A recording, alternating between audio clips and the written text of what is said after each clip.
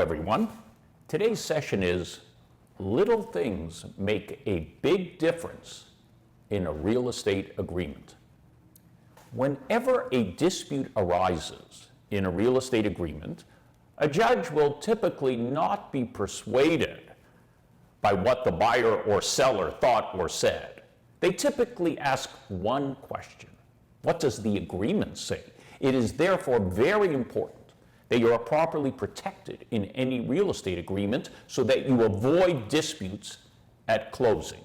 Number one, missing keys on closing. I have seen too many occasions where buyers were expecting two full sets of keys and fobs in a condominium purchase, but only one set was delivered at closing.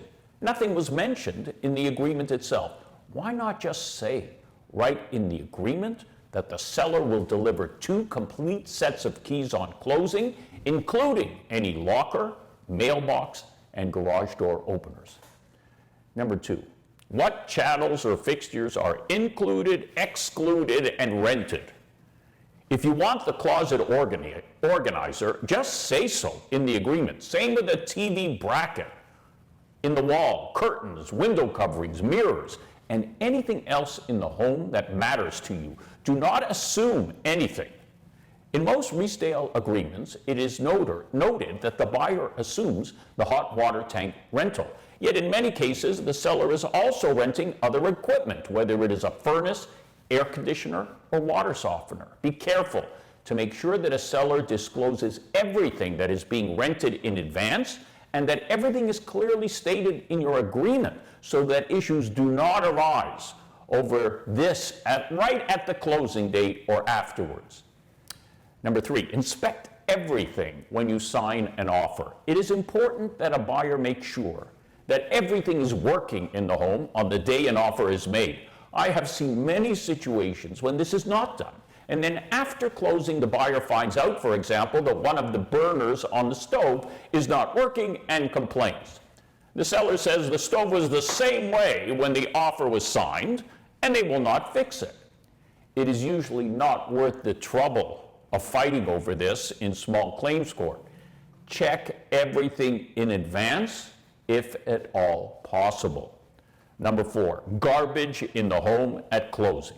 I have had many buyers complain that the sellers left the home full of garbage. In general, the buyer cannot hold back money over this unless it is clearly stated in the agreement.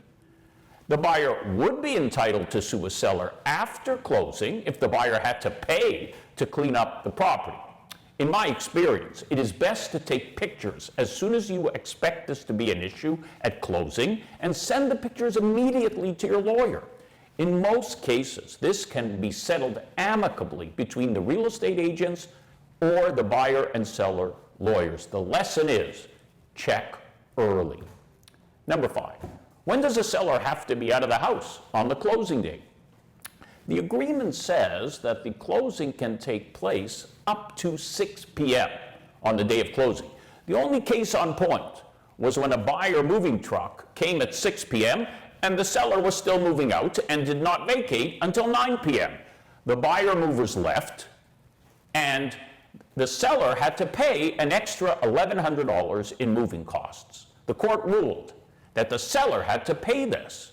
While many argue that the seller must vacate as soon as the title is transferred to the buyer, which could be earlier in the day, it is good practice for a seller to vacate by 4 p.m. Buyers should be prepared that they may not be able to move in until the evening and plan accordingly.